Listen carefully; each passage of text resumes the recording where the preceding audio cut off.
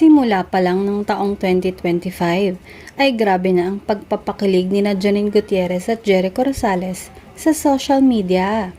Kasi nga naman, nag-post si Janine ng story sa kanyang Instagram account ng isang video ni Jericho na parang nasa recording.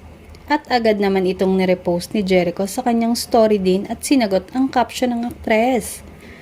Hindi na talaga magpapaawat ang Ekonin sa kanilang kaswitan at lalong nakakaaliw ang mga lumalabas na paayuda kahit hindi sa kanila galing ang mga video at pictures. Komento nga ng Ekonin fans, "Best Christmas ever at New Year para sa dalawa at sana daw ay maging maayos ang kanilang pagsasama." Hindi pa man kinukumpirma ni Janine at Jericho ang kanilang relasyon ay tiyak naman ng marami na sila na talaga at humahanap lang ng tamang tiyempo para umamin sa publiko.